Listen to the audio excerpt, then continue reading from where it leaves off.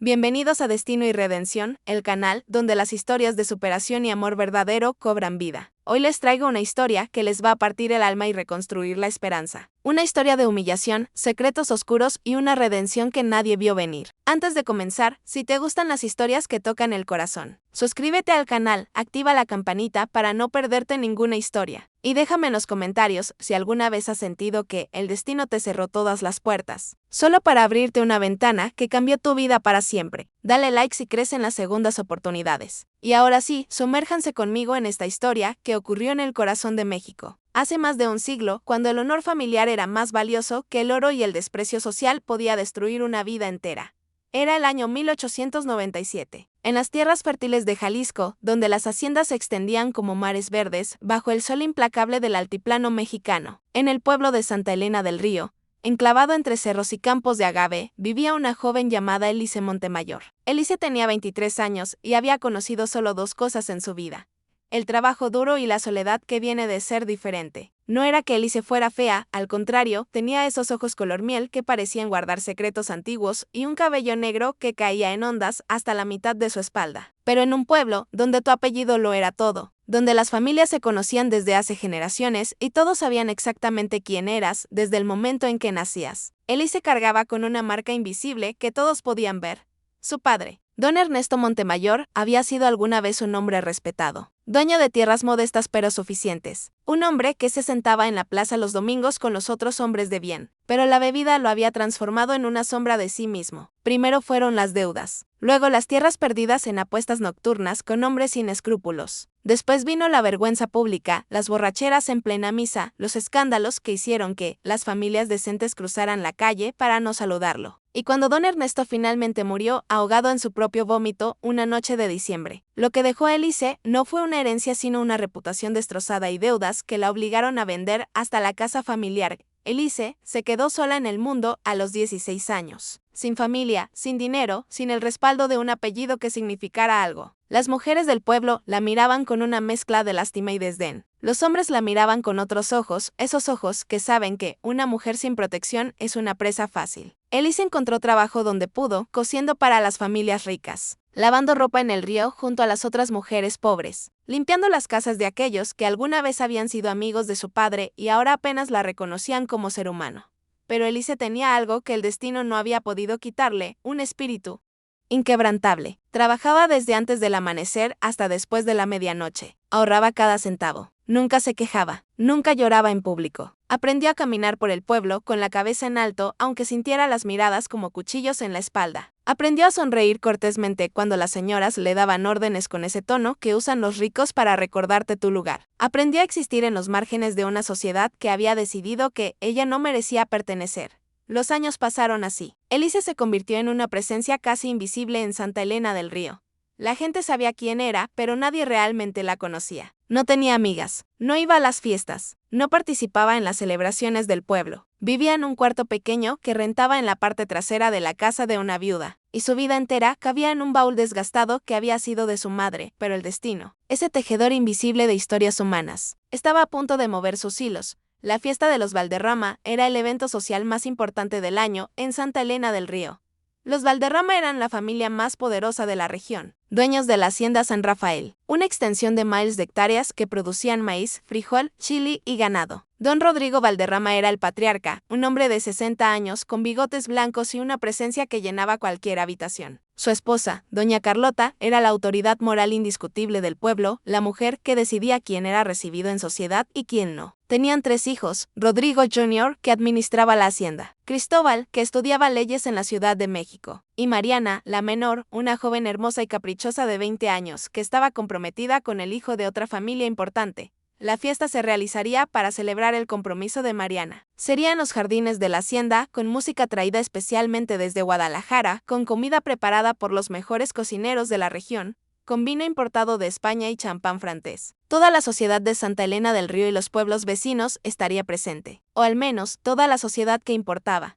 Elise no tenía ninguna razón para estar allí, Pero doña Beatriz Cortés, una de las señoras para quien Elise cosía ocasionalmente, necesitaba desesperadamente un vestido nuevo para la fiesta y el tiempo se había agotado. El vestido estaba casi terminado, pero faltaban los detalles finales, esos toques delicados que requerían horas de trabajo meticuloso. Doña Beatriz le había rogado a Elise que fuera directamente a la hacienda la tarde de la fiesta para hacer los ajustes finales allí mismo. Le pagaría el doble, le había prometido. Elise, que siempre necesitaba dinero, había aceptado. Así fue como Elise Montemayor llegó a la hacienda San Rafael esa tarde de junio, cuando el sol empezaba a bajar y los invitados comenzaban a llegar en sus carruajes elegantes. Elise entró por la puerta de servicio, como correspondía, con su cesta de costura y la cabeza gacha. Pero doña Beatriz, en su ansiedad por el vestido, insistía en que Elise trabajara en una de las habitaciones de la casa principal, donde la luz era mejor. Y cuando terminó el trabajo, cuando Elise estaba lista para irse por donde había llegado, doña Beatriz ya estaba abajo en la fiesta, y Elise se perdió en los corredores laberínticos de la casa grande. Fue así, por pura casualidad o por diseño del destino, como Elise salió por una puerta equivocada y se encontró directamente en los jardines donde se realizaba la fiesta. La transformación fue instantánea. Un segundo antes estaba en la penumbra de los corredores de servicio. Al siguiente estaba bajo las luces de cientos de velas y faroles chinos, rodeada de música de violines y risas cristalinas, en medio de un mar de vestidos de seda y trajes elegantes. Elise se congeló. Su vestido simple de algodón café, limpio pero remendado en varios lugares, la delataba inmediatamente como alguien que no pertenecía a ese mundo. Su rebozo desgastado sobre los hombros, sus zapatos viejos, tan diferentes de las zapatillas bordadas de las señoras, su rostro, bronceado por el sol del trabajo, tan diferente de las pieles cuidadosamente protegidas de las mujeres de sociedad. Por un momento horrible, nadie notó su presencia. Elise dio 2 pasos hacia atrás, buscando la puerta por donde había salido, pero ya se había cerrado y no podía encontrar el picaporte. Fue entonces cuando una voz aguda cortó el aire. Pero miren quién se atrevió a venir a la fiesta de mi hermana. Si es la hija del borracho, Marienne Valderrama estaba rodeada de sus amigas, todas vestidas con los mejores vestidos que el dinero podía comprar, todas con peinados elaborados y joyas que brillaban a la luz de las velas. Marienne había hablado lo suficientemente alto para que las conversaciones cercanas se detuvieran. Las cabezas comenzaron a girar. Los murmullos empezaron. Elise sintió que la tierra se abría bajo sus pies. Quiso hablar, explicar que no estaba allí como invitada, que solo había terminado un trabajo de costura. Pero su garganta se había cerrado. Las palabras se negaban a salir. Marienne se acercó con pasos deliberados, sus amigas siguiéndola como un séquito. Alguien debió dejarla entrar por error. Pobrecita, debe haber pensado que, si se colaba, nadie lo notaría. Qué patético. Las risas comenzaron. No las risas abiertas y honestas de la alegría, sino esas risas cortantes, crueles, diseñadas para herir. Elise sintió que cada risa era una bofetada. Más personas se daban vuelta. El círculo de atención se expandía. Elise se había convertido en el espectáculo de la noche. Dime, costurera, las palabras de Mariana eran veneno endulzado. Pensaste que si venías aquí, alguien te confundiría con una de nosotros. Pensaste que podrías fingir ser algo más que lo que eres. Una de las amigas de Mariana intervino. Su vestido probablemente cuesta menos que mis aretes. Otra añadió, huele a jabón de lavandería. Las risas se multiplicaron. Elise sentía que cada músculo de su cuerpo temblaba del esfuerzo de mantenerse de pie, de no salir corriendo, de no romper a llorar frente a todas esas personas que la miraban como si fuera un insecto. Marienne estaba disfrutando el momento. Se puso directamente frente a Elise, tan cerca que Elise podía oler su perfume caro y ver el brillo malicioso en sus ojos. Deberías irte antes de que llame a los sirvientes para que te saquen. No queremos que tu presencia arruine la fiesta de gente decente.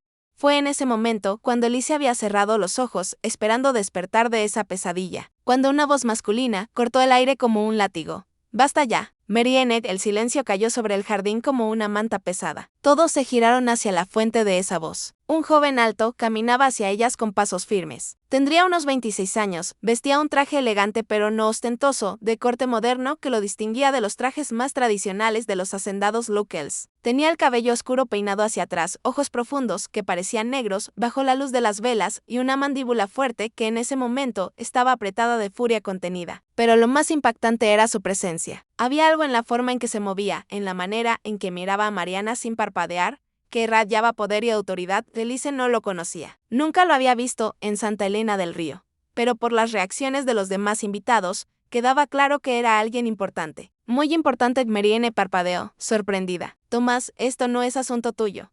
El joven, Tomás, se detuvo junto a Elise. Su voz era baja, pero cada palabra resonaba con autoridad. Cuando humillas a alguien en público por el simple placer de sentirte superior, se convierte en asunto de cualquiera con un mínimo de decencia. Ella no pertenece aquí. Mariana intentó recuperar su compostura, pero su voz había perdido su filo cruel, y ahora sonaba defensiva. Tomás miró a Mariana con una intensidad que hizo que varios de los presentes dieran un paso atrás. Y dime, Mariana, ¿qué has hecho tú para merecer estar aquí más allá de tener la suerte de nacer con un apellido importante? Esta mujer, él señaló a Elise sin mirarla, trabaja todos los días de su vida. Se gana el pan con el sudor de su frente. No vive de la riqueza que otros construyeron. Y tú la humillas porque no tiene un vestido caro. Dime, ¿quién tiene más valor real? ¿La persona que construye su vida con sus propias manos o la que solo sabe gastar la riqueza de su padre? Un murmullo recorrió la multitud. Nadie hablaba hacia una Valderrama. Nadie se atrevía. Pero Tomás no había terminado. Me dan asco las personas como tú, Mariana. Personas que creen que su valor viene de afuera, de sus apellidos, de sus vestidos, de su capacidad de hacer sentir mal a otros. Personas que nunca han conocido un día de verdadero esfuerzo en sus vidas y por eso no pueden reconocer el valor cuando lo ven. Mariana estaba roja de furia y humillación. Sus amigas la rodeaban, sin saber qué hacer. ¿Quién te crees que eres para hablarme así? Tomás sonrió, pero no había calidez en esa sonrisa. Soy alguien que reconoce la hipocresía cuando la ve. Y ahora, si me disculpan, voy a sacar a esta dama de aquí antes de que tenga que seguir respirando el mismo aire que ustedes. Y entonces Tomás hizo algo completamente inesperado. Se giró hacia Elise, que había permanecido inmóvil durante todo el intercambio, sus ojos enormes de shock, incapaz de procesar lo que acababa de ocurrir. Tomás le extendió la mano, como lo haría un caballero con una dama de alta sociedad. Señorita, me permitiría el honor de acompañarla a la salida. Elise miró esa mano extendida como si fuera una aparición. Nadie le había ofrecido la mano así en años. Nadie la había tratado con ese respeto desde que su padre murió. Con dedos temblorosos colocó su mano en la de él.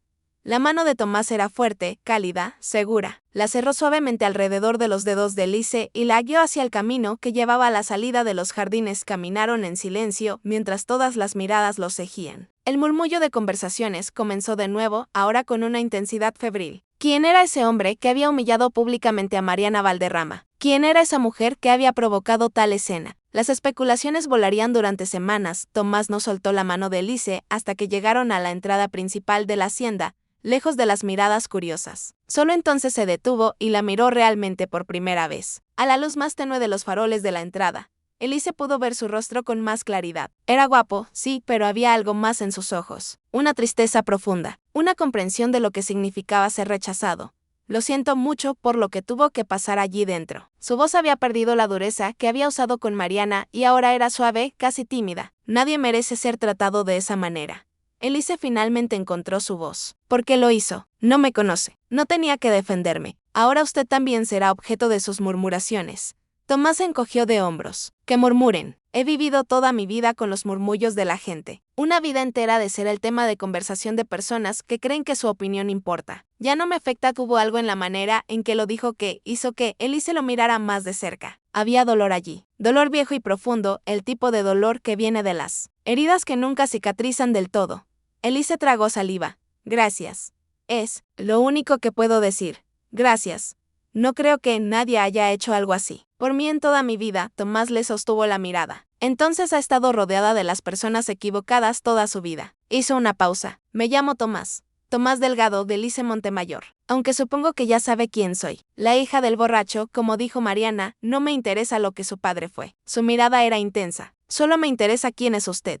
Y así comenzó algo que ninguno de los dos había esperado. Tomás no se fue después de dejar a Elise en la entrada. En cambio, le preguntó si podía caminarla hasta su casa. Elise aceptó, más por shock que por otra cosa. Caminaron por las calles oscuras de Santa Elena del Río, mientras Tomás le contaba que había llegado al pueblo apenas una semana antes, que estaba alojándose en la posada del centro, que tenía negocios que atender en la región, pero que no especificó cuáles. Elise, por su parte, se encontró hablando más de lo que había hablado en años. Quizás era la adrenalina de lo que había ocurrido. Quizás era la manera en que Tomás la escuchaba, realmente la escuchaba, como si sus palabras importaran. Le contó sobre su padre, sobre cómo había perdido todo, sobre los años de trabajo duro y soledad. No buscaba lástima. Solo estaba compartiendo su historia con alguien que parecía interesado en escucharla. Cuando llegaron al humilde cuarto que Elise rentaba, Tomás se detuvo en la calle. No quiero que esto suene atrevido, pero me gustaría verla de nuevo, si usted me lo permite. Elise sintió que algo se movía en su pecho, una mezcla de esperanza y miedo, porque querría verme de nuevo. Soy una costurera pobre sin familia. Usted claramente es un hombre de medios. ¿Qué podría querer de mí? Tomás sonrió, y esta vez la sonrisa llegó a sus ojos. Quizás solo quiero conocer a alguien real en un mundo lleno de falsedad. Quizás he estado buscando a alguien que entienda lo que es luchar. Quizás simplemente disfruto de su compañía. Y así comenzó el cortejo más extraño que Santa Elena del Río había visto jamás. Tomás visitaba a Elise casi todos los días. La esperaba cuando terminaba su trabajo. Caminaban por las orillas del pueblo, por los caminos que llevaban a los campos, hablando de todo y de nada. Tomás era misterioso sobre su vida. Elise notaba que evitaba hablar de su familia, de su pasado, de los detalles de por qué estaba en Santa Elena del Río. Pero no presionaba. Ella también tenía secretos, vergüenzas que no quería compartir. El pueblo, por supuesto, hablaba. Los murmullos se multiplicaban. ¿Quién era ese forastero que cortejaba a la hija del borracho? ¿Qué podía querer de ella sino lo obvio? Las señoras del pueblo miraban a Elise con una mezcla de desaprobación y preocupación condescendiente. Los hombres miraban a Tomás con curiosidad y algo de envidia. Pero a Elise no le importaba. Por primera vez en años, era feliz. Tomás la hacía sentir valiosa, importante, vista. Cuando estaba con él, no era la costurera pobre, la hija del hombre que había muerto en la vergüenza. Era solo Elise. Una mujer con sueños, con pensamientos, con valor. Pasaron 3 meses así. 3 meses de conversaciones largas, de risas compartidas, de silencios cómodos. Tomás nunca intentó nada impropio. Siempre la trataba con respeto absoluto, como si fuera una dama de la alta sociedad. Y lentamente, sin que Elise se diera cuenta de cómo había ocurrido, se enamoró de él. Fue en septiembre cuando todo cambió. Tomás llegó una tarde con una expresión seria en el rostro. Tenemos que hablar. Hay algo que necesito decirle. Algo sobre mí que debe saber.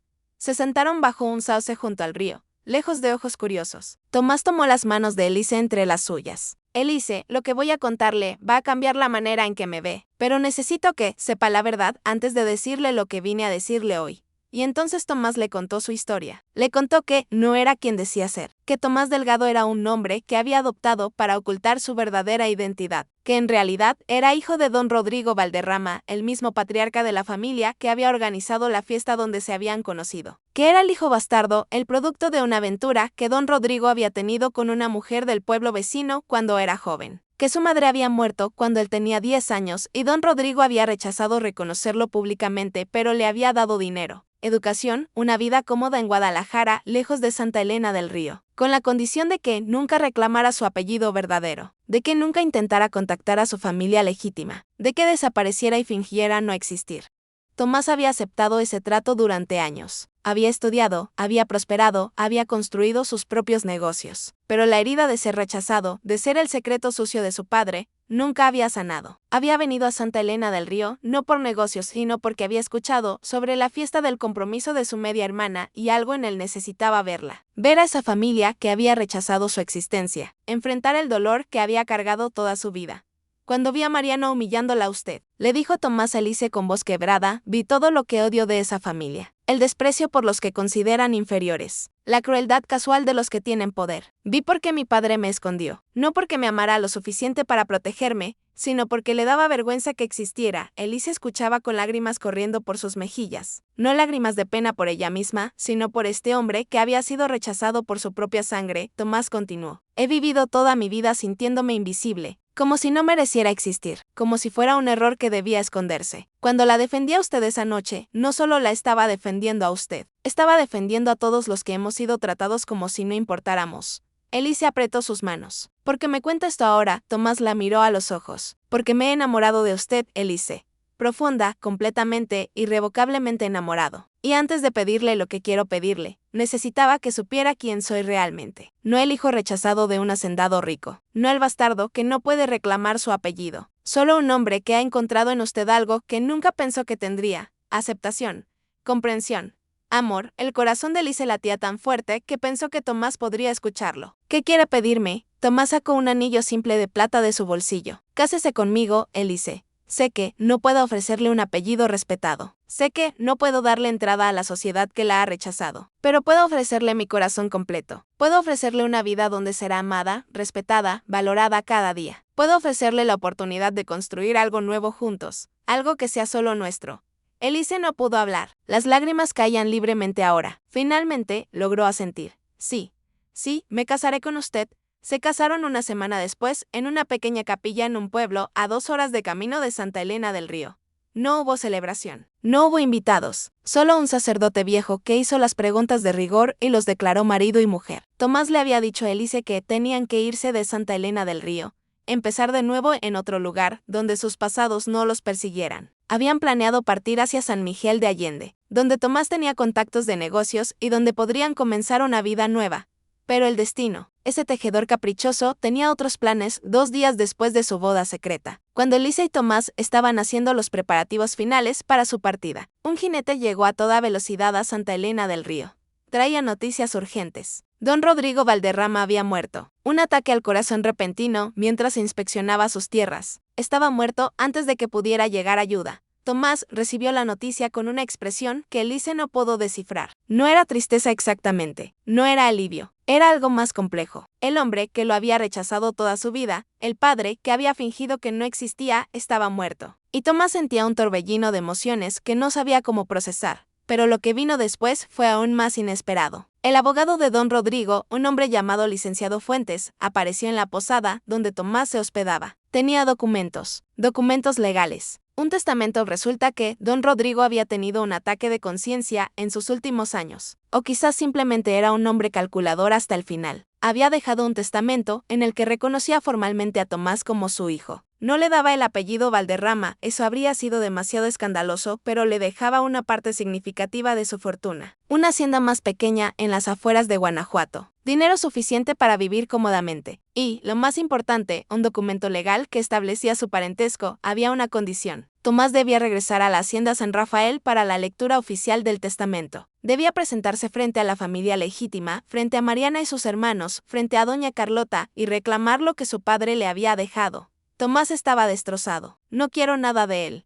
No quiero su dinero manchado de culpa. No quiero tener que enfrentar a esa familia y ver sus caras cuando descubran que el bastardo que rechazaron toda su vida va a recibir parte de su herencia. Pero Elise, con esa fortaleza silenciosa que la había mantenido en pie durante los peores años de su vida, le dijo algo que cambiaría el curso de sus vidas. No se trata de querer su dinero, se trata de reclamar el reconocimiento que siempre le debieron. Se trata de mirarlo a los ojos, aunque esté muerto, y decirle que sobreviviste sin él, que construiste una vida a pesar de su rechazo. Y se trata de asegurar nuestro futuro. El futuro de nuestros hijos, si Dios quiere dárnoslos. No es aceptar migajas de su mesa, es tomar lo que es legítimamente suyo y usarlo para construir algo mejor. Así que Tomás aceptó, y él y Elise hicieron el viaje de 2 días a la hacienda San Rafael, no como el forastero misterioso y la costurera pobre, sino como esposos, como reclamantes legítimos de una herencia que había sido negada durante demasiado tiempo. La lectura del testamento fue en el salón principal de la hacienda, el mismo lugar donde décadas de decisiones familiares habían sido tomadas. Marian estaba allí, vestida de negro de luto, sus ojos rojos de llorar. Rodrigo Jr. estaba a su lado, un hombre de 35 años con la misma mandíbula fuerte de su padre y una expresión de confusión. Cristóbal, el hijo abogado, había regresado de la Ciudad de México, su mente legal ya calculando las implicaciones de lo que fuera que el testamento revelara. Doña Carlota presidía sobre todos ellos, su rostro una máscara de dolor y compostura.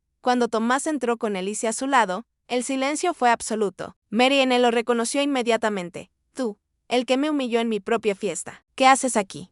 El licenciado Fuentes carraspeó. Está aquí porque don Rodrigo así lo dispuso en su testamento. Hizo una pausa. Don Tomás es, o más bien fue, reconocido por don Rodrigo como su hijo. Su hijo natural, nacido de una relación anterior a su matrimonio con doña Carlota. Si había sido silencio antes, ahora era un vacío absoluto. Doña Carlota se puso pálida. Marianne abrió la boca, pero no salió sonido. Rodrigo Jr. se puso de pie de un salto. Eso es imposible. Mi padre nunca tuvo otro hijo. Eso es una mentira, una farsa. El licenciado Fuentes desdobló los documentos. Aquí está la declaración de don Rodrigo, firmada ante notario hace 2 años. Aquí está el certificado de nacimiento de don Tomás, donde figura el nombre de don Rodrigo como padre. Aquí está el testamento, donde don Rodrigo deja a don Tomás la hacienda Santa Lucía y 200,000 pesos en efectivo, además de reconocerlo formalmente como su descendiente Cristóbal. El abogado de la familia tomó los documentos con manos temblorosas. Los estudió con ojos de profesional, buscando alguna irregularidad, algún defecto legal que pudiera invalidar todo aquello. Pero después de varios minutos de silencio tenso, levantó la vista. Está todo en orden. Los documentos son legítimos. La firma es de mi padre. Los sellos notariales son auténticos. Doña Carlota finalmente encontró su voz, y cuando habló, cada palabra estaba cargada de veneno contenido. Rodrigo me mintió durante 30 años. 30 años viviendo con un hombre que tenía un hijo bastardo escondido en algún lugar, y nunca me lo dijo. Nunca tuve la oportunidad de perdonarlo o de enfrentarlo. Simplemente vivió su mentira hasta el día de su muerte y ahora nos deja esto. Esta vergüenza. Tomás había permanecido en silencio, pero ahora dio un paso adelante. No vine aquí a buscar su aceptación ni su perdón, doña Carlota. No vine a reclamar un lugar en esta familia que nunca me quiso. Vine porque la ley me obliga a estar presente para esta lectura y vine a tomar lo que mi padre decidió que me correspondía. Nada más y nada menos. Marianne lo miraba con odio puro. Nos quitaste parte de nuestra herencia. Esa hacienda debía ser para Rodrigo Jr. Ese dinero debía dividirse entre nosotros. Y ahora llegas tú, un desconocido, un bastardo, a robarnos lo que es nuestro. Elise, que había permanecido callada junto a Tomás, sintió que algo se quebraba dentro de ella. Dio un paso adelante, su voz clara y firme. No le está robando nada a nadie. Su padre tomó esa decisión. Su padre reconoció que le debía algo a Tomás después de años de negarlo. Si están enojados, deberían estar enojados con don Rodrigo, no con el hijo al que abandonó. Marianne se giró hacia Elise con furia renovada. ¿Y quién eres tú para hablar en esta casa? Ah, sí, ya te recuerdo. La costurera pobre que se coló en mi fiesta. Ahora entiendo. Viste tu oportunidad de atrapar a un hombre con dinero y la tomaste. Qué conveniente que te hayas casado con el justo antes de que muriera mi padre. Seguro ya sabías de la herencia. Tomás se interpuso entre Mariana y Elise, su voz baja pero cargada de advertencia. Cuide su lengua cuando habla de mi esposa. Nos casamos sin saber nada de esto. Nos casamos porque nos amamos, un concepto que probablemente es ajeno a alguien que está comprometida por conveniencia familiar. Rodrigo Jr. intervino, intentando ser la voz de la razón, aunque su voz temblaba de emoción contenida. Miren, esto es un shock para todos. Acabamos de perder a nuestro padre. Acabamos de descubrir que tenemos un hermano del que nunca supimos. Acabamos de enterarnos de que nuestra herencia será menor de lo que esperábamos. Necesitamos tiempo para procesar todo esto. El licenciado Fuentes asintió. Hay más disposiciones en el testamento que deben leerse, pero quizás sería prudente tomar un receso. Permitir que todos asimilen la información. Doña Carlota se levantó con una dignidad que solo décadas de entrenamiento social podían producir. No, terminaremos esto ahora. Quiero saber todo lo que mi difunto esposo planeó sin mi conocimiento. Quiero ver hasta dónde llega esta traición. El licenciado Fuentes continuó leyendo. Don Rodrigo había dejado la mayor parte de su fortuna a sus hijos legítimos. Eso estaba claro. La hacienda San Rafael y las propiedades principales iban a Rodrigo Jr. Había dinero para Cristóbal y una dote generosa para Mariana. Doña Carlota recibiría una pensión sustancial y el derecho de vivir en la casa principal hasta su muerte. Pero había algo más. Don Rodrigo también había dejado instrucciones específicas. Si Tomás aceptaba su herencia, debía cumplir con ciertas obligaciones. Debía administrar la hacienda Santa Lucía durante al menos 5 años. Debía contratar y mantener a los trabajadores que actualmente dependían de esas tierras. Debía presentarse una vez al año en la hacienda San Rafael para rendir cuentas de la administración. Y había una cláusula más, una que hizo que todos en la habitación se tensaran. Si alguno de los hijos legítimos de don Rodrigo intentaba impugnar el testamento o reclamar la parte de Tomás, perderían automáticamente su propia herencia. Todo pasaría a obras de caridad designadas por don Rodrigo. Era una trampa legal diseñada para asegurar que Tomás recibiera lo que su padre quería darle. Sin importar cuánto lo odiaran sus medio hermanos, Cristóbal soltó una carcajada amarga. Nuestro padre nos manipula incluso desde la tumba. Nos obliga a aceptar esto o perder todo. ¡Qué hombre tan calculador hasta el final! Tomás sintió una mezcla de emociones. Por un lado, estaba el alivio de saber que su herencia estaba protegida legalmente. Por otro, estaba la amargura de darse cuenta de que, incluso este reconocimiento venía con cadenas, con obligaciones diseñadas para controlar su vida, incluso después de la muerte de su padre. La lectura del testamento terminó en un silencio gélido. Los hermanos Valderrama se retiraron, sin decir una palabra más. Doña Carlota se fue con la cabeza en alto, pero con lágrimas silenciosas corriendo por sus mejillas. Solo quedaron Tomás, Elise y el licenciado Fuentes en el gran salón. El abogado guardó los documentos con cuidado. Lamento que haya tenido que ser así, don Tomás. Conocí a su padre durante muchos años. Era un hombre complicado. Cometió errores, como todos, pero al final intentó hacer lo correcto por usted.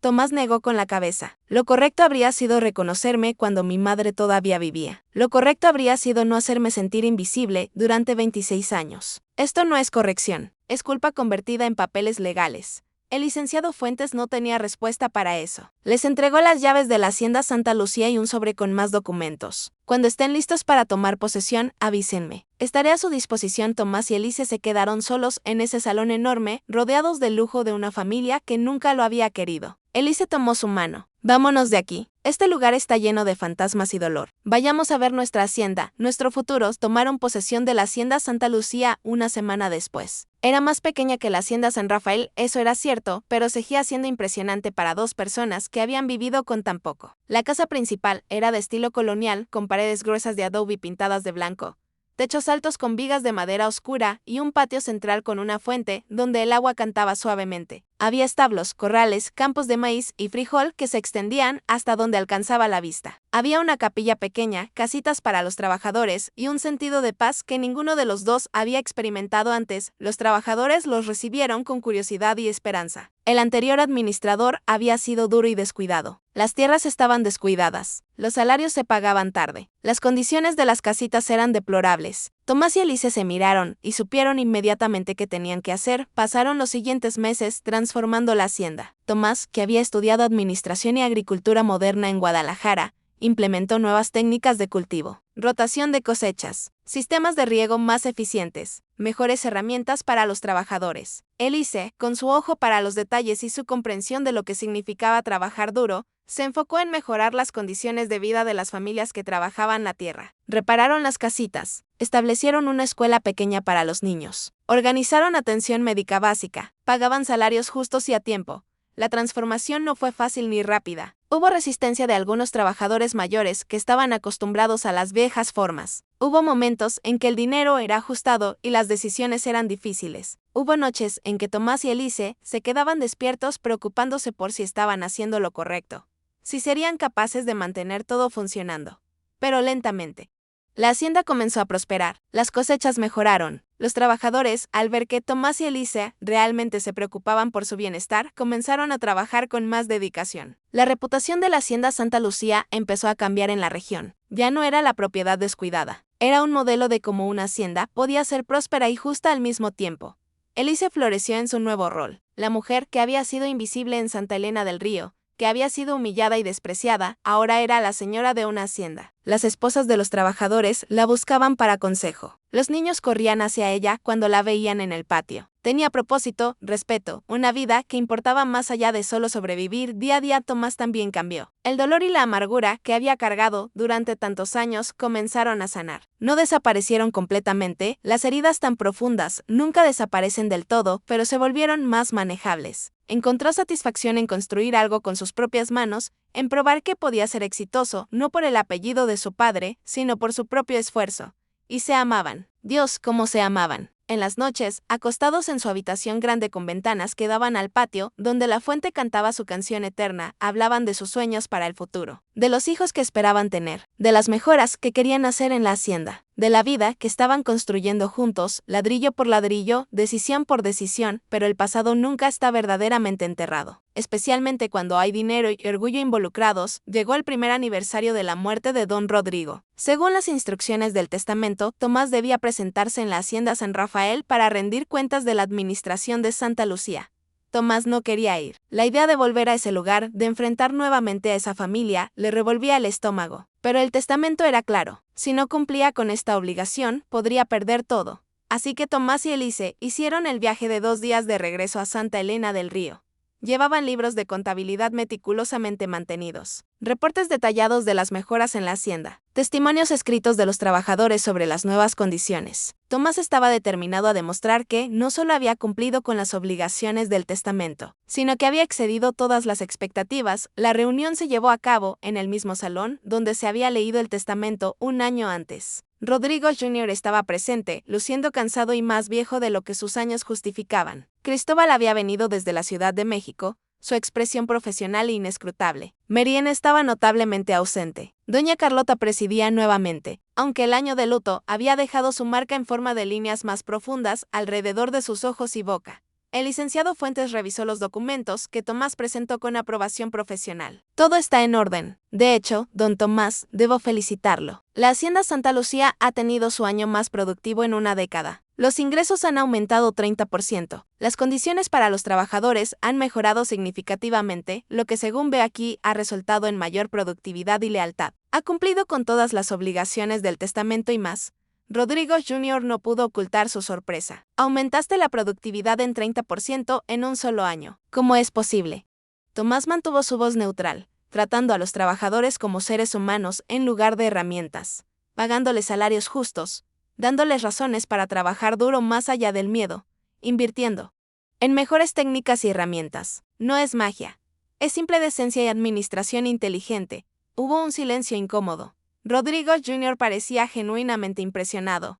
Pero también había algo más en su expresión. Envidia quizás. O frustración. La Hacienda San Rafael había tenido un año difícil. Las lluvias habían sido escasas. Una plaga había afectado parte de las cosechas. Los ingresos habían bajado por primera vez en años. Doña Carlota habló por primera vez. Parece que mi difunto esposo eligió bien al darle esa hacienda. Aunque me duele admitirlo, ha demostrado ser un administrador capaz. Tomás asintió brevemente. Gracias. Doña Carlota. Eso es todo lo que vine a hacer. Cumplir con mis obligaciones. Cristóbal intervino. Hay algo más que debemos discutir. Ha habido complicaciones con el testamento de mi padre, Tomás. Sintió que su estómago se apretaba. ¿Qué tipo de complicaciones? Cristóbal sacó unos documentos. Ha surgido otra persona, reclamando ser hijo ilegítimo de mi padre. Un hombre de Guadalajara que dice que su madre tuvo una relación con don Rodrigo hace 30 años. Está intentando impugnar el testamento, reclamar que también merece parte de la herencia. Elise tomó la mano de Tomás bajo la mesa. Tomás podía sentir su corazón latiendo con fuerza. ¿Y qué dice la evidencia? Cristóbal se encogió de hombros. Es débil. No tiene documentos del tipo que usted presentó, solo tiene la palabra de su madre, que ahora está senil y no puede testificar coherentemente. Probablemente la demanda será desestimada. Pero me preocupa que esto establezca un precedente. Que otros puedan venir reclamando ser hijos de mi padre, verdaderos o falsos. Intentando obtener parte de la fortuna, Rodrigo Jr. se inclinó hacia adelante. Por eso queremos proponerte algo. Tomás, una solución que beneficiaría a todos. Tomás sintió desconfianza inmediata. ¿Qué tipo de solución? Rodrigo Jr. eligió sus palabras cuidadosamente. Te compramos tu parte. Te damos una suma generosa, significativamente más de lo que vale la Hacienda Santa Lucía, y tú renuncias a cualquier reclamación futura sobre el patrimonio de los Valderrama. Así te libras de la obligación de venir aquí cada año. Te libras de cualquier conexión con esta familia. Y nosotros consolidamos el patrimonio, evitamos futuras demandas. Y todos podemos seguir adelante con nuestras vidas. Tomás miró a su medio hermano. Roderick o Jr. nombró una cifra. Era generosa, tenía que admitirlo, más de lo que podría ganar con la hacienda en 10 años de administración exitosa. Con ese dinero, él y Elise podrían ir a cualquier parte, empezar cualquier negocio, vivir cómodamente, sin tener que trabajar la tierra. Pero había algo en la oferta que le dejaba un mal sabor en la boca. Lo estaban comprando. Nuevamente, igual que su padre lo había comprado con dinero y educación a cambio de su silencio y invisibilidad. Igual que le habían pagado para que desapareciera y fingiera no existir. Tomás negó con la cabeza lentamente. No, la hacienda no está en venta. Cumpliré con las obligaciones del testamento. Vendré aquí cada año como se requiere. Pero no voy a dejar que me compren y me hagan desaparecer otra vez. La decepción fue clara en el rostro de Rodrigo Jr. Estás cometiendo un error. Esa obligación de venir aquí cada año te atará a nosotros para siempre. Nunca podrás estar completamente libre de esta familia. Tomás sonrió sin humor.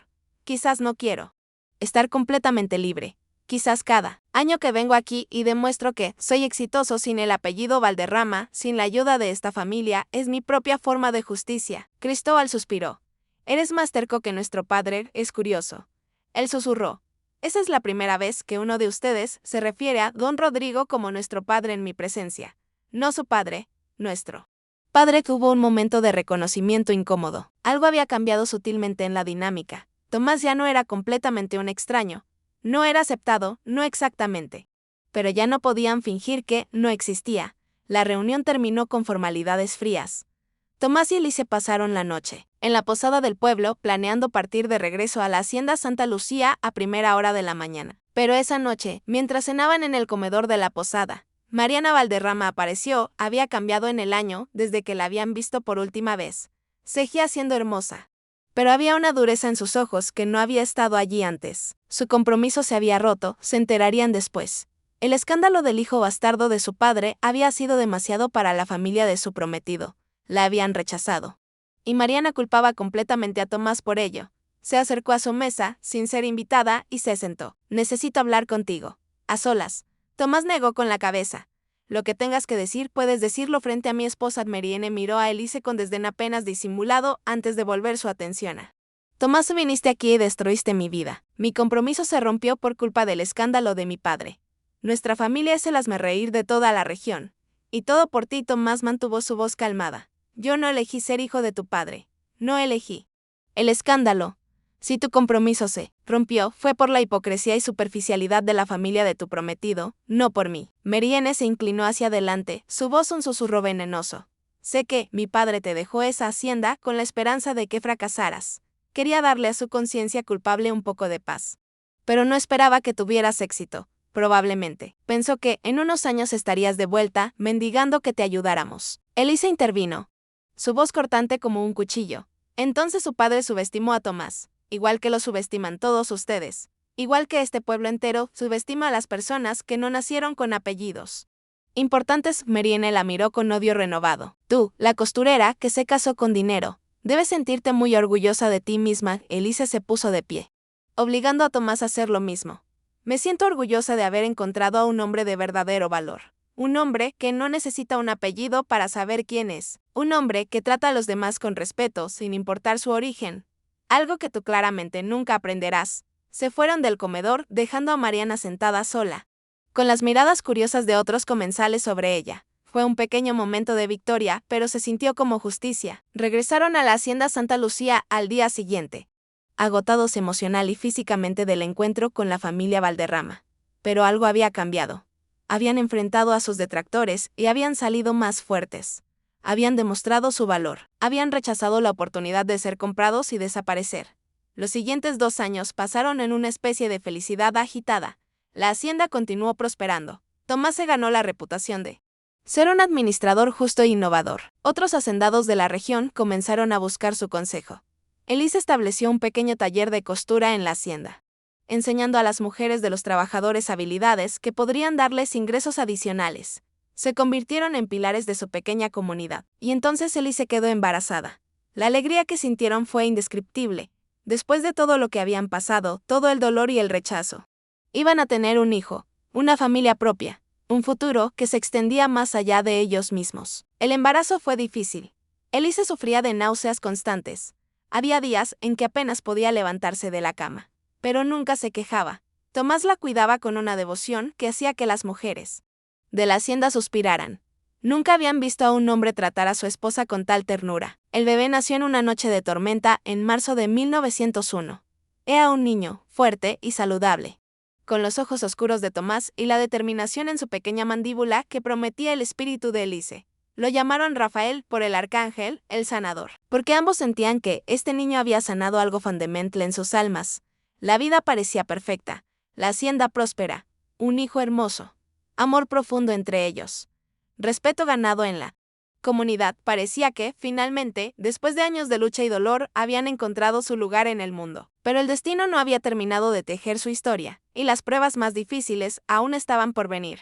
Fue Rodrigo Jr. quien llegó a la hacienda Santa Lucía una tarde de julio cuando Rafael tenía 4 meses. Venía solo, sin previo aviso, luciendo agotado y desesperado. Tomás lo recibió en el despacho de la casa principal. Sorprendido por la visita inesperada, Rodrigo se dejó caer en una silla, sin ser invitado. «Necesito tu ayuda». Las palabras salieron con dificultad, como si cada una le costara parte de su orgullo. Tomás se sentó detrás de su escritorio. «¿Qué tipo de ayuda?» «La hacienda San Rafael está en problemas. Serios problemas». Rodrigo se frotó la cara con las manos. «Las 2 últimas cosechas han fallado. Hay deudas que mi padre dejó que yo no conocía. Los bancos están presionando. Si no encuentro capital pronto, podrían ejecutar la hipoteca de partes de la propiedad». Tomás no pudo ocultar su sorpresa. «¿Cómo es posible? La hacienda San Rafael es enorme. ¿Cómo pudieron acumular tantas deudas?» Rodrigo soltó una risa amarga. Mi padre vivió por encima de sus posibilidades durante años. Mantenía las apariencias, las fiestas elaboradas, los trajes caros, el vino importado, la educación de Cristóbal en la capital. Todo eso costaba dinero que no teníamos. Y yo fui un idiota que asumió que todo estaba bien, que nunca me molesté en revisar realmente las finanzas hasta que fue demasiado tarde. Tomás sintió una mezcla compleja de emociones. Parte de él quería rechazar a Rodrigo inmediatamente, ver su fracaso como justicia poética. Pero otra parte, la parte que había aprendido a administrar una hacienda y entendía cuántas familias dependían de ella, no podía ignorar las implicaciones. ¿Cuánto necesitas? Rodrigo nombró una cifra que hizo que Tomás silbara bajo. Es mucho dinero, más de lo que tengo disponible en efectivo, lo sé. Rodrigo miraba sus manos. Por eso te ofrezco algo a cambio. Si me prestas el dinero, te haré socio minoritario de la Hacienda San Rafael. Tendrías voz en las decisiones. Participarías en las ganancias futuras. Y más importante, tu hijo tendría un legado legítimo en el patrimonio Valderrama.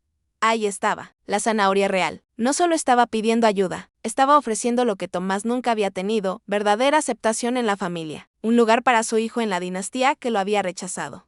Tomás se puso de pie y caminó hacia la ventana, mirando los campos de su propia hacienda. Necesito hablar con mi esposa. No tomo decisiones financieras de esta magnitud sin consultarla. Rodrigo asintió. Te daré 3 días, pero después de eso, tendré que buscar otras opciones. Opciones que probablemente terminarán siendo mucho peores para todos. Esa noche, Tomás le contó todo a Elise, mientras mecía a Rafael en sus brazos. Elise escuchó en silencio, su expresión pensativa. Cuando Tomás terminó, ella dejó pasar un largo momento antes de hablar. Es una trampa. Su voz era suave pero firme, no en el sentido de que Rodrigo esté mintiendo sobre las deudas. Probablemente es todo cierto, pero es una trampa emocional. Te está ofreciendo lo que siempre has querido, aceptación de la familia, un lugar para nuestro hijo. Y a cambio, arriesgarías todo lo que hemos construido. Tomás asintió lentamente. Lo sé. Pero también pienso en todas las familias que viven en la Hacienda San Rafael, los trabajadores que perderían sus hogares si la propiedad es ejecutada, los niños que quedarían sin escuela. No se trata solo de Rodrigo. Elise dejó a Rafael en su cuna y se acercó a Tomás tomando su rostro entre sus manos. Tienes el corazón más noble que he conocido. Incluso después de cómo te trataron, todavía te preocupas por ellos. Pero respóndeme esto honestamente. Si ayudas a Rodrigo, si te conviertes en socio de la Hacienda San Rafael, podrás vivir con la posibilidad de que todo salga mal, de que perdamos no solo el dinero, sino también nuestra independencia, de que nuestro hijo crezca atrapado en las intrigas y manipulaciones de una familia que nunca realmente nos aceptará. Tomás cerró los ojos. No lo sé. Honestamente, no lo sé.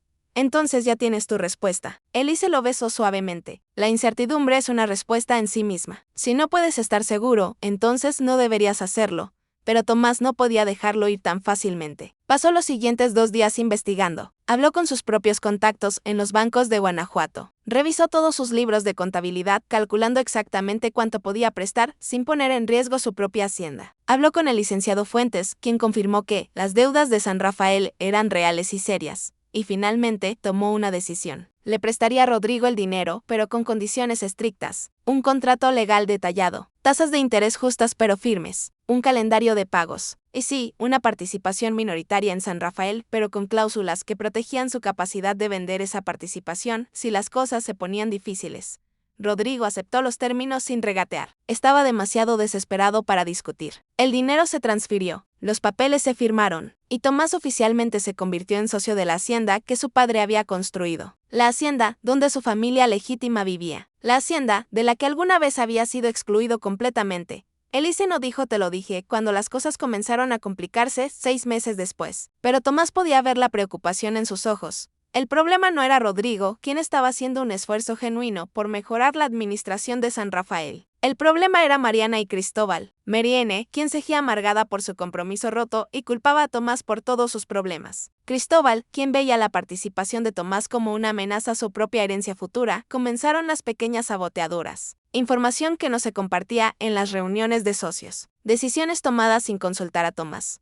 Rumores sembrados en la comunidad sobre cómo el bastardo había manipulado su camino hacia la familia. No eran cosas grandes, no al principio, pero eran constantes, como gotas de agua erosionando una piedra. Tomás intentaba mantener la paz. Asistía a todas las reuniones. Cumplía con todas sus obligaciones. Ofrecía consejos basados en su experiencia exitosa con Santa Lucía. Pero era agotador estar constantemente defendiéndose, constantemente probando su valor, constantemente luchando por ser escuchado. Y luego llegó la verdadera prueba. Cristóbal encontró un tecnicismo legal en el testamento de don Rodrigo, una cláusula ambigua que, según su interpretación, invalidaba el reconocimiento de Tomás si este último se involucraba en negocios con la familia legítima. Era un argumento débil, admitían todos los abogados consultados. Pero Cristóbal estaba decidido a presionarlo tan lejos como pudiera. Presentó una demanda formal ante los tribunales de Guadalajara, reclamando que Tomás había violado los términos del testamento al convertirse en socio de la Hacienda San Rafael. Pedía que toda la herencia de Tomás, incluida la Hacienda Santa Lucía, fuera reintegrada al patrimonio Valderrama y redistribuida entre los herederos legítimos. Cuando Tomás recibió la notificación legal, sintió que el suelo se abría bajo sus pies. No era posible. Después de todo lo que habían construido, después de 3 años de trabajo duro y sacrificio, todo podía ser arrebatado por un tecnicismo legal y la malicia de un medio hermano que nunca había aceptado su existencia. Elise encontró a Tomás en el despacho esa noche, con la notificación arrugada en sus manos temblorosas. Ella tomó el papel, lo leyó cuidadosamente y luego lo dejó sobre el escritorio con una calma que contrastaba dramáticamente con el pánico que Tomás sentía. Esto no va a prosperar. Su voz era firme. Es un argumento ridículo. Cualquier juez con 2 dedos de frente verá que Cristóbal está torciendo las palabras del testamento para sus propios fines. Pero ¿qué pasa si no lo hacen? Tomás se levantó, caminando de un lado a otro. ¿Qué pasa si encuentran alguna manera de quitarnos todo? La hacienda, nuestro hogar, el futuro de Rafael, todo por lo que hemos trabajado.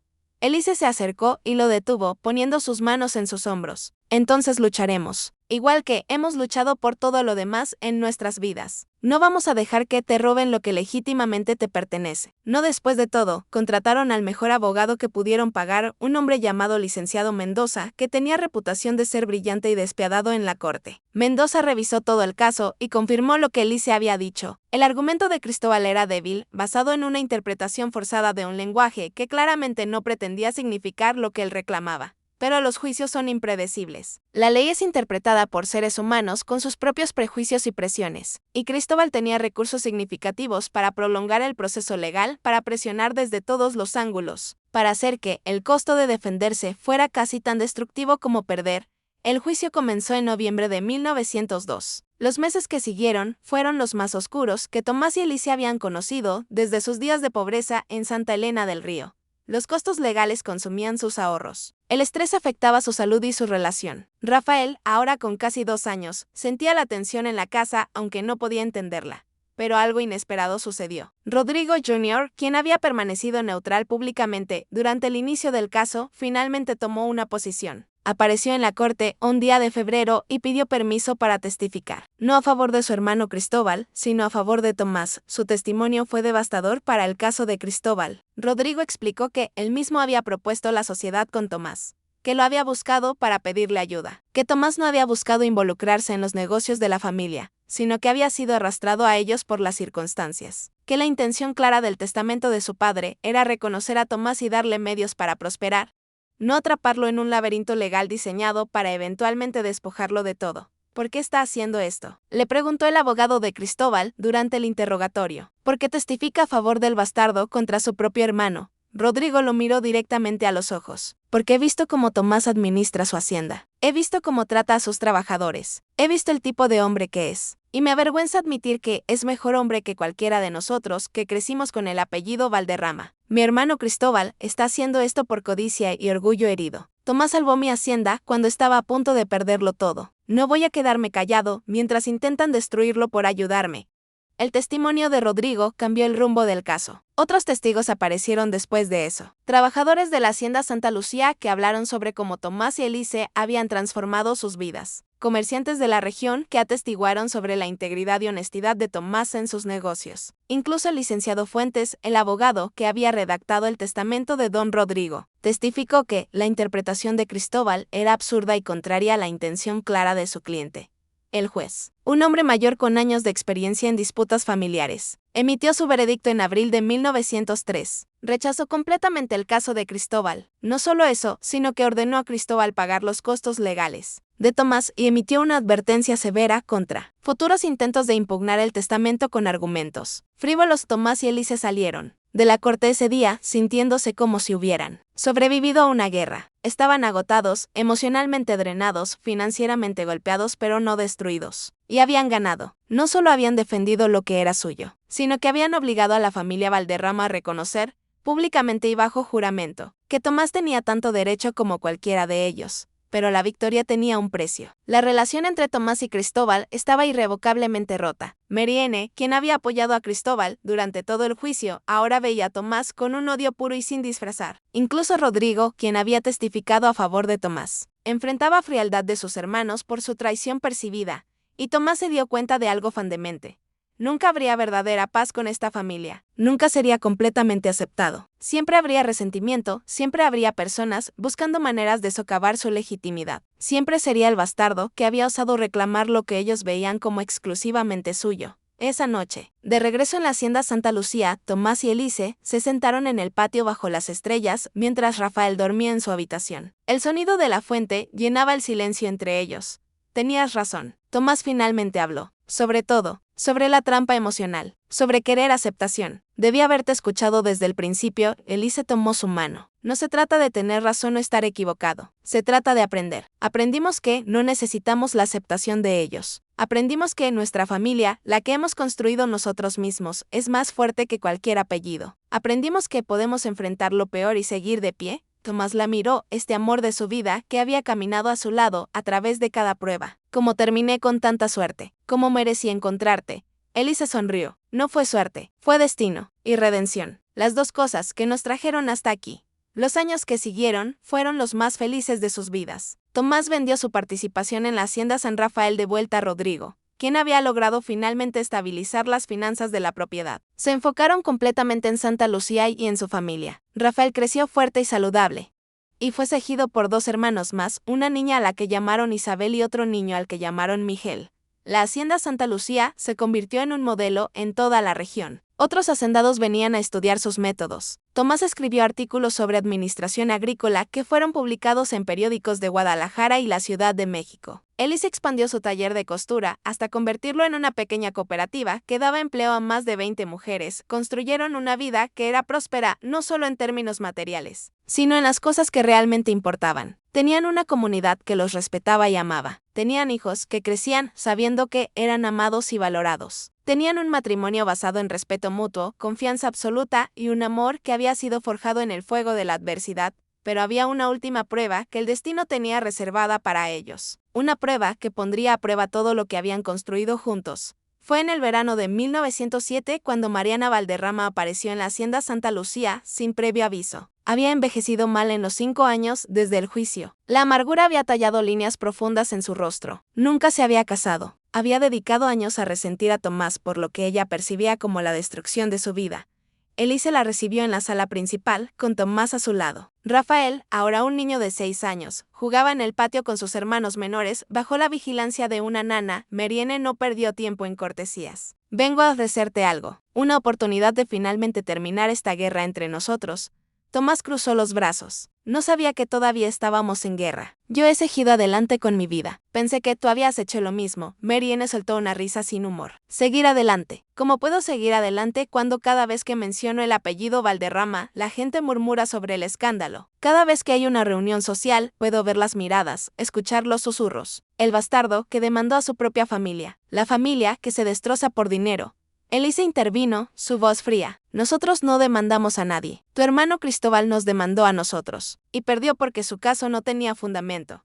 Marienne la ignoró, manteniendo sus ojos en Tomás. Mi propuesta es simple. Renuncia a todo reclamo sobre el apellido Valderrama. Renuncia públicamente a cualquier conexión con nuestra familia. Toma tus haciendas, tu dinero y vete lejos. A la Ciudad de México, a Monterrey, a donde sea. Y a cambio, te pagaré el triple de lo que valen tus propiedades. El silencio en la habitación era denso. Tomás miró a Mariana, realmente la miró, y por primera vez vio más allá de su crueldad y amargura. Vio a una mujer que había sido destruida no por él, sino por las expectativas imposibles de su clase social, por un mundo que medía el valor de una mujer por su matrimonio, por una familia que valoraba las apariencias por encima de la humanidad. No. Su voz era suave pero firme. No voy a hacer eso. Marienne se inclinó hacia adelante. Es más dinero del que ganarías en toda tu vida. Podrías ir a cualquier parte, ser cualquiera, empezar completamente de nuevo. Tomás negó con la cabeza. Pero estaría mintiéndome a mí mismo y a mis hijos. Estaría diciendo que hay algo de lo que avergonzarse en quién soy. Que ser el hijo no reconocido de don Rodrigo es algo que necesita ser escondido, negado, borrado. Y no voy a enseñarles eso a mis hijos. Elise puso su mano en la de Tomás.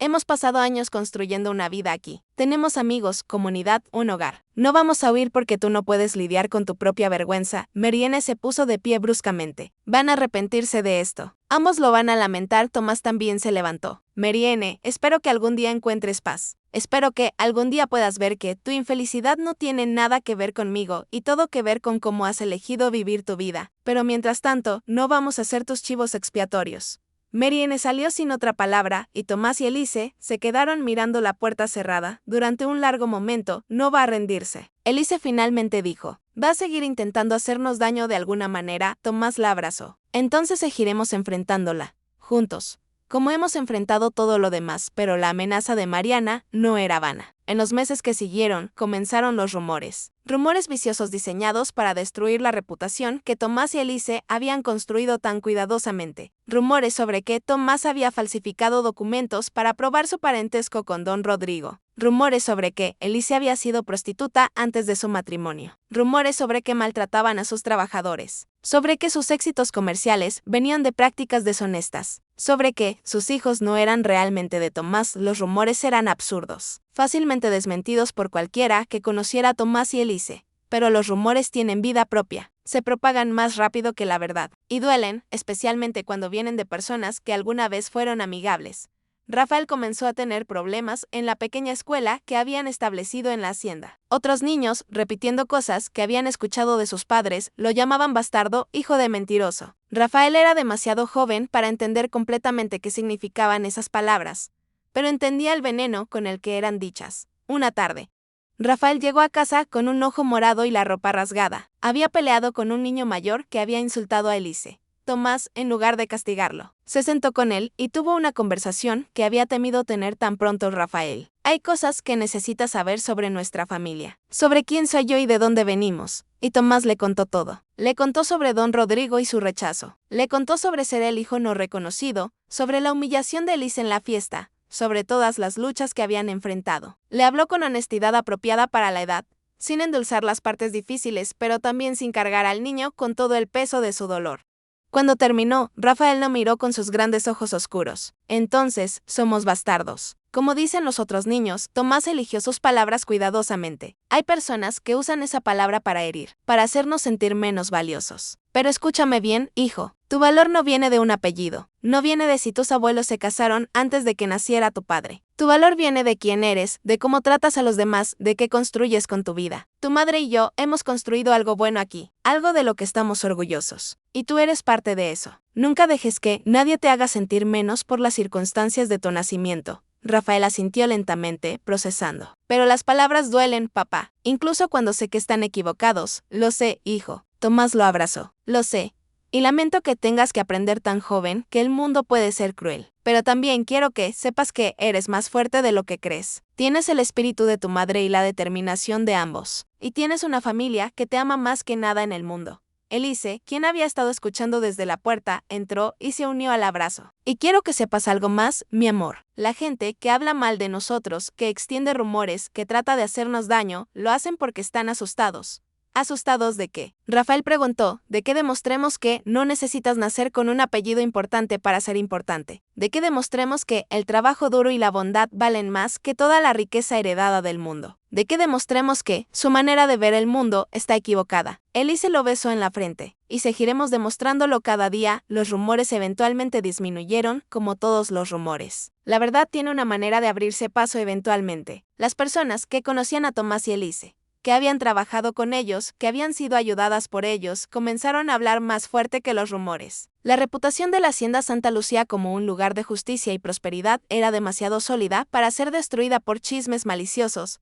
Marianne hizo un último intento. Presentó una queja formal ante las autoridades, acusando a Tomás de abuso laboral. Fueron investigadores a la hacienda, esperando encontrar las condiciones terribles que Mariana había descrito. En cambio, encontraron trabajadores saludables, bien alimentados, viviendo en casas decentes, cuyos hijos asistían a la escuela. Encontraron libros de contabilidad meticulosos que mostraban salarios justos pagados puntualmente. Encontraron un sistema de atención médica básica y provisiones de emergencia. los investigadores no solo desestimaron las acusaciones, sino que escribieron un informe elogiando la hacienda Santa Lucía como modelo de cómo debían ser administradas las propiedades agrícolas. El informe fue publicado en periódicos regionales, y Mariana finalmente se rindió, pero el daño a su propia reputación era irreparable. Se había convertido en la mujer amargada que atacaba a su propia familia, que inventaba acusaciones falsas, que no podía dejar ir su resentimiento. Eventualmente se mudó a Guadalajara, donde nadie conocía su historia, y desapareció de sus vidas. Los años siguientes trajeron sanación. Rodrigo Jr. visitaba ocasionalmente, y con el tiempo desarrollaron algo parecido a una verdadera relación fraterna. No era cercana, demasiada historia dolorosa se interponía, pero era respetuosa. Cristóbal nunca se reconcilió con Tomás, pero eventualmente dejó de actuar activamente en su contra. Doña Carlota murió en 1910, y en su testamento dejó una pequeña joya familiar a Rafael con una nota que decía que lamentaba no haber conocido mejor a su nieto.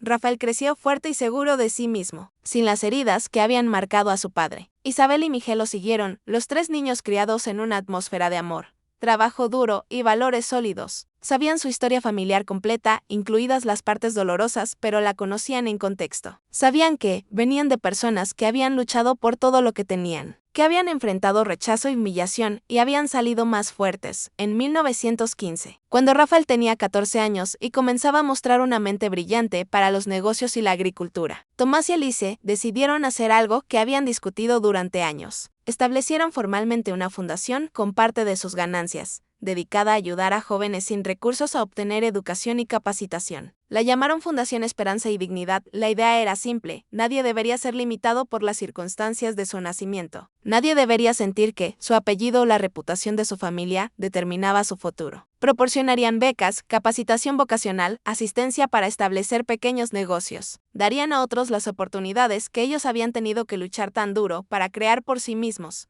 La fundación comenzó modestamente, ayudando a 4 o 5 jóvenes al año, pero creció. En 5 años, estaba ayudando a docenas. En 10 años, tenía oficinas en 3 ciudades. Se convirtió en el legado más duradero de Tomás y Elise. Más allá de la hacienda próspera, más allá de la riqueza que habían acumulado. Y entonces llegó el momento de la verdadera redención final. Fue en 1922, cuando Tomás tenía 51 años y Elise 48. Habían sido casados por 25 años, habían criado 3 hijos exitosos y seguros de sí mismos. Habían construido una vida que superaba cualquier sueño que hubieran tenido en aquellos primeros días oscuros. Rodrigo Jr. murió repentinamente de un accidente mientras inspeccionaba sus tierras. No tenía hijos. Su esposa había muerto años antes. Cristóbal había renunciado a su parte de la herencia familiar años atrás, cedándola a Rodrigo a cambio de una suma fija para continuar su práctica legal en la capital. Marianne estaba perdida en algún lugar, sin contacto con la familia. El testamento de Rodrigo fue una sorpresa para todos. Dejaba la hacienda San Rafael, esa gran propiedad que había sido el centro de la familia Valderrama durante generaciones, a Rafael, el hijo de Tomás. No a Tomás directamente, sino a su nieto. A Rafael, quien llevaba el nombre del arcángel sanador y que representaba la próxima generación. Libre del bagaje y dolor del pasado, la carta que acompañaba el testamento de Rodrigo fue leída en privado a Tomás y Elise por el licenciado Fuentes, quien había sobrevivido a 2 generaciones de drama familiar y ahora estaba casi al final de su propia vida. La carta decía: hermano mío, porque eso es lo que eres, aunque me tomó demasiados años admitirlo. Te conocí primero como un enemigo, un rival, una vergüenza para nuestra familia. Luego te vi como un socio incómodo, alguien a quien debía tolerancia, pero no afecto. Pero con los años he llegado a verte como lo que realmente eres. El mejor de los hijos de nuestro Padre. El que tomó el rechazo y construyó algo hermoso. El que transformó el dolor en propósito. El que criaste a tus hijos para ser mejores de lo que nosotros fuimos. No merecemos el apellido Valderrama, tú sí. Pero sé que nunca lo reclamarás y respeto eso. Así que en cambio, te dejo lo que nuestro padre debió haberte dejado desde el principio, el corazón de lo que él construyó. No para que lo poseas, sino para que lo pases a la siguiente generación. A Rafael, quien espero sea el puente que finalmente sane las heridas que nuestro padre causó. Muero sabiendo que la hacienda San Rafael estará en mejores manos con tu hijo de lo que jamás estuvo con nosotros. Tu hermano, en reconocimientos y no en apellido, Rodrigo Tomás lloró al leer esa carta. Lloró por el padre que nunca lo reconoció completamente en vida. Lloró por los años de dolor y rechazo. Lloró por el hermano que había encontrado finalmente el coraje de llamarlo hermano. Y lloró de alivio porque después de todo, después de cada batalla y cada humillación y cada momento en que había dudado de su valor, había sido reconocido. No solo como hijo de don Rodrigo, sino como el mejor de sus hijos, Rafael, quien era ahora un joven de 21 años. Estudiante brillante de agronomía en la Ciudad de México. Regresó para la lectura formal del testamento. Cuando se enteró de que heredaría la hacienda San Rafael, su primera reacción fue de shock, seguida rápidamente de duda. No sé si puedo aceptar esto, le dijo a Tomás esa noche, mientras caminaban por los jardines de Santa Lucía, el lugar donde Rafael había crecido. Es demasiado, demasiada historia, demasiado dolor. Tomás puso su mano en el hombro de su hijo. Por eso Rodrigo te la dejó a ti y no a mí. Tú no cargas con ese dolor. Tú representas un nuevo comienzo, la oportunidad de tomar todo lo bueno de la familia Valderrama, todo lo que mi padre construyó, y combinarlo con todo lo que tu madre y yo hemos aprendido sobre justicia, compasión y administración responsable. Rafael miró a su padre. ¿Y si fallo? ¿Y si no puedo mantener dos haciendas funcionando? Tomás sonrió. Entonces aprenderás de ese fracaso y lo intentarás nuevamente, igual que tu madre y yo hemos hecho toda nuestra vida. El éxito no se trata de nunca caer, se trata de levantarse cada vez que caes. Rafael aceptó la herencia, y bajo su administración, con la guía de Tomás y Elise, las haciendas San Rafael y Santa Lucía comenzaron a funcionar no como entidades separadas, sino como un sistema coordinado. Compartían recursos, conocimiento, trabajadores en temporadas de siembra y cosecha. Expandieron la Fundación Esperanza y Dignidad. Establecieron cooperativas que daban a los trabajadores participación en las ganancias.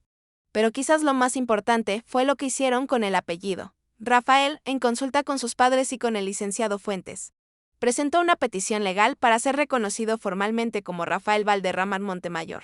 No solo Valderrama, reivindicando el apellido que había sido negado a su padre, sino también Montemayor, honrando a la madre que había caminado al lado de su padre a través de todo, uniendo las dos familias, las dos historias, en una sola identidad que reconocía toda la complejidad de su herencia. Isabel y Miguel siguieron su ejemplo, adoptando el mismo apellido compuesto. Y cuando tuvieron sus propios hijos, estos crecieron sabiendo la historia completa de su familia. No solo la parte gloriosa de los Valderrama como hacendados exitosos, sino también la parte dolorosa del rechazo y el bastardismo. No solo la parte trágica de los Montemayor y la caída en desgracia, sino también la parte heroica de Elise, sobreviviendo y triunfando contra todo pronóstico. Era una historia completa, una historia humana, una historia de fallas y redención, de dolor y sanación.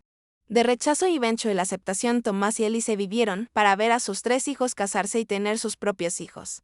Vivieron para ver la Fundación Esperanza y Dignidad ayudar a cientos de jóvenes a construir vidas mejores. Vivieron para ver las haciendas prosperar bajo la administración de Rafael, quien resultó ser tan brillante como administrador como su padre. En sus últimos años, se retiraron a una casa más pequeña en los terrenos de Santa Lucía, dejando la casa principal para Rafael y su familia. Pasaban sus días en el jardín que Elise había cultivado con tanto amor, viendo a sus nietos correr y jugar, recordando el largo camino que habían recorrido juntos. Fue en uno de esos días tranquilos cuando Elise, ahora con 70 años y el cabello completamente blanco, pero los ojos tan vivos como siempre, le preguntó a Tomás algo que había estado en su mente. ¿Crees que tu padre planeó todo esto?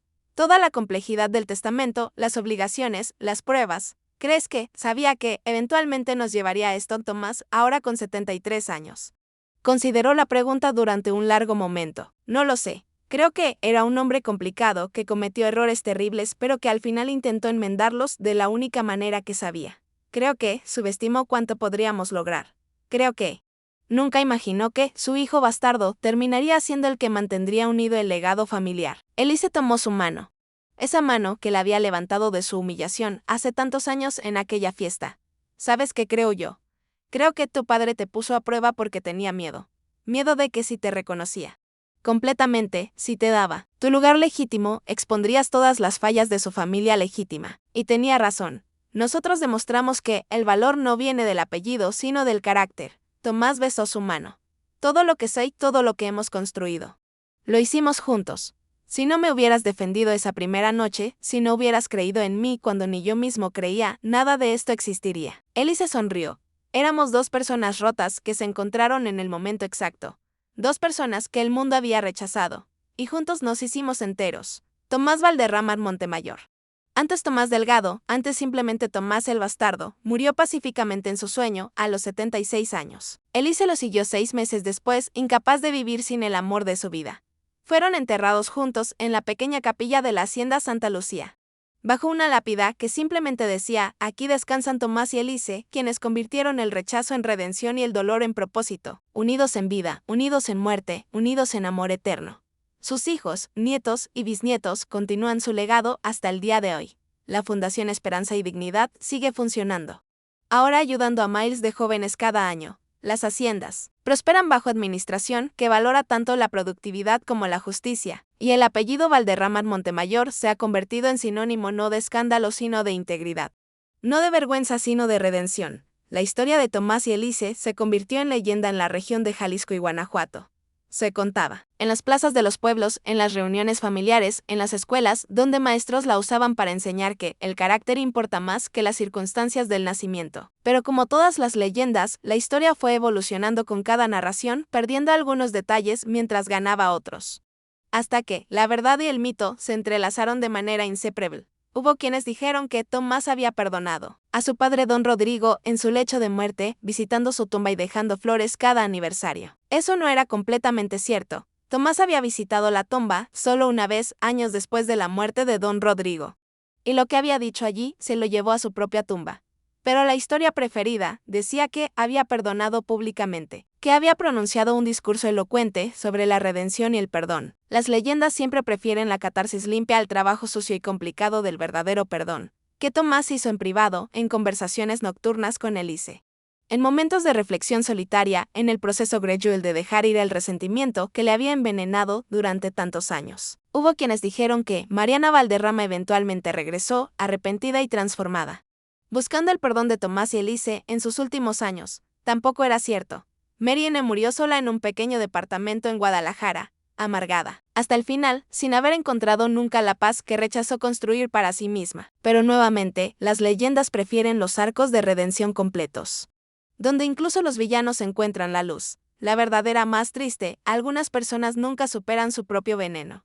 Mariana fue una de ellas. Pero había verdades en la historia que persistieron a través de las generaciones, verdades que ninguna cantidad de embellecimiento legendario podía oscurecer. La verdad de que dos personas que el mundo había desechado habían construido algo extraordinario. La verdad de que el amor genuino, el que se elige cada día en medio de las dificultades, es más fuerte que cualquier título o fortuna. La verdad de que el verdadero legado no se mide en hectáreas de tierra o pesos en el banco, sino en las vidas que tocas y transformas. Los bisnietos de Tomás y Elise, nacidos ya en la segunda mitad del siglo XX, crecieron escuchando la historia de sus antepasados. Para ellos, era historia familiar, parte de su identidad. Pero también algo casi mítico. Les costaba imaginar un mundo donde el apellido de una persona podía determinar completamente su destino, donde ser hijo fuera del matrimonio era una marca de vergüenza permanente, donde una mujer pobre no tenía prácticamente ningún poder para determinar su propia vida, pero dentro de esa historia antigua encontraban verdades eternas. Encontraban la importancia de defender a los que son humillados injustamente. Encontraban el valor de construir algo propio en lugar de simplemente heredar el trabajo de otros. Encontraban la belleza de un amor que elige quedarse incluso cuando las cosas se ponen difíciles. La hacienda Santa Lucía, donde Tomás y Elise habían construido su vida juntos, seguía en manos de la familia más de un siglo después de su muerte. Ya no era exactamente una hacienda en el sentido tradicional. Las reformas agrarias del siglo XX habían transformado la estructura de propiedad de la tierra en México. Partes de la tierra habían sido redistribuidas a los descendientes de los trabajadores originales, cumpliendo con las leyes, pero también, de manera más significativa, cumpliendo con el espíritu de lo que Tomás y Elise siempre habían creído, que la tierra debía pertenecer a quienes la trabajaban. Pero la casa principal permanecía, ahora convertida en un museo y centro cultural. Los visitantes podían caminar por las habitaciones donde Tomás y Elise habían vivido, ver los libros de contabilidad meticulosos que Tomás había mantenido, examinar las fotografías descoloridas que capturaban momentos de sus vidas. Podían sentarse en el patio, donde la fuente seguía cantando su canción eterna, imaginando las conversaciones que habían tenido lugar allí bajo las estrellas. En una de las habitaciones del museo había una colección de cartas entre Tomás y Elise de los breves periodos en que habían estado separados por viajes de negocios o emergencias familiares. Cartas que revelaban la profundidad de su conexión, la manera en que se sostenían mutuamente incluso a distancia. Una carta en particular, escrita por Elise a Tomás cuando él había tenido que viajar a la Ciudad de México para tratar asuntos legales relacionados con la fundación, capturaba la esencia de su relación. Decía, mi amor, dicen que el tiempo separados hace que el corazón se vuelva más cariñoso. Pero yo creo que mi corazón no podría ser más cariñoso hacia ti de lo que ya es. Echo de menos tu presencia junto a mí en las noches, echo de menos tus consejos cuando enfrento decisiones difíciles en la hacienda, echo de menos simplemente verte trabajar en tu despacho con esa concentración absoluta que pones en todo lo que haces. Pero más que nada, echo de menos la manera en que me miras, como si después de todos estos años juntos, todavía fuera un milagro que estemos aquí, que hayamos construido esta vida. Porque lo es. Amor mío, cada día contigo es un milagro que nunca doy por sentado. Regresa pronto y seguro a mí. Los visitantes del museo a menudo se detenían largo tiempo frente a esa carta. Algunos con lágrimas en los ojos. En un mundo que había cambiado tanto desde los días de Tomás y Elise, donde el matrimonio a menudo era visto con cinismo, donde el amor duradero parecía cada vez más raro, esta carta era un testimonio de que tales conexiones profundas eran posibles. La Fundación Esperanza y Dignidad también persistió, aunque había evolucionado significativamente desde sus primeros días. Ahora operaba en 2 estados mexicanos, con programas que iban desde becas universitarias hasta microcréditos para pequeños negocios, desde capacitación vocacional hasta apoyo psicológico para jóvenes en situaciones difíciles. Había ayudado a decenas de miles de personas a lo largo de las décadas. En la oficina principal de la Fundación en Guadalajara, había un retrato de Tomás y Elise, pintado cuando tenían alrededor de 50 años. Tomás estaba de pie detrás de Elise, quien estaba sentada, con su mano en su hombro. Ambos miraban directamente al artista con expresiones serenas pero intensas. No sonreían, era la costumbre de los retratos formales de la época, pero había algo en sus ojos, en la manera en que se tocaban, que comunicaba una intimidad profunda. Bajo el retrato había una placa con palabras que Tomás había dicho una vez en un discurso cuando la fundación celebraba su 10º aniversario. Las palabras habían sido transcritas por un periodista que había estado presente. No creamos esta fundación por caridad o por sentirnos superiores. La creamos porque sabemos exactamente lo que es ser rechazado por las circunstancias de tu nacimiento. Sabemos lo que es trabajar el doble de duro que los demás solo para lograr la mitad del reconocimiento. Sabemos lo que es que te digan que no mereces una oportunidad. Y por eso sabemos exactamente por qué es tan crucial dar esas oportunidades a otros. No estamos dándoles algo que no merecen. Estamos dándoles lo que siempre debieron tener, una oportunidad justa de demostrar su valor cada año en el aniversario de la muerte de Tomás y Elise.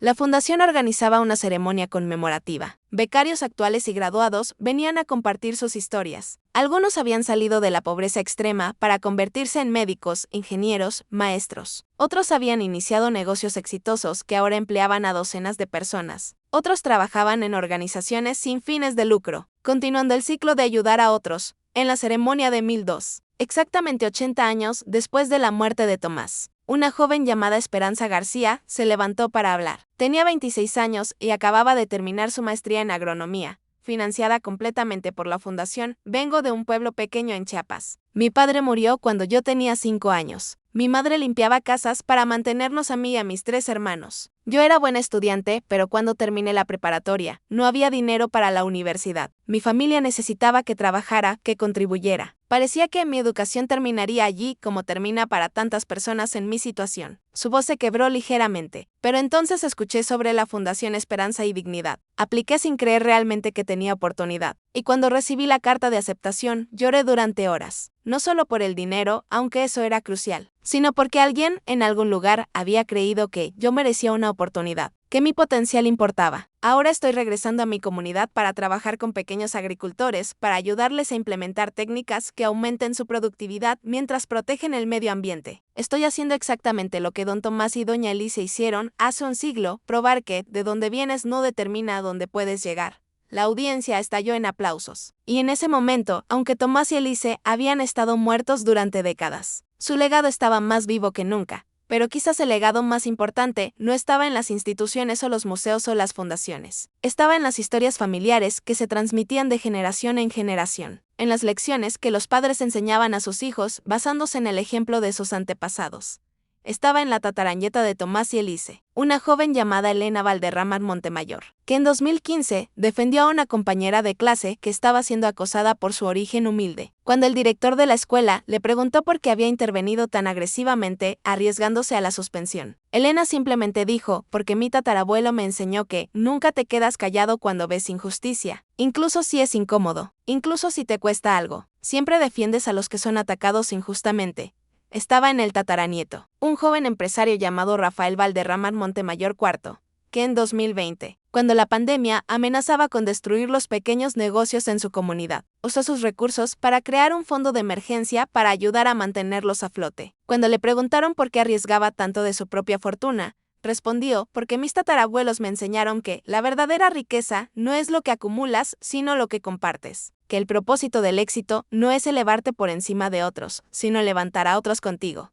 Estaba en la manera en que cada generación de la familia Valderrama Montemayor se casaba no por conveniencia o estatus social, sino por amor genuino. Habían tenido suficiente de matrimonios por conveniencia en su historia. Tomás y Elise habían establecido un precedente diferente y sus descendientes lo honraban. Y estaba en la manera en que enseñaban a sus hijos sobre la complejidad moral del mundo, no como un lugar de héroes y villanos claros, sino como un lugar donde personas complicadas toman decisiones difíciles. Les enseñaban sobre Don Rodrigo no como un villano puro, sino como un hombre que había cometido errores terribles pero había intentado enmendarlos imperfectamente al final. Les enseñaban sobre Mariana no como simplemente cruel, sino como alguien que había sido destruida por las expectativas imposibles de su sociedad. Les enseñaban a ver la humanidad completa en cada persona, incluso en aquellos que habían causado daño.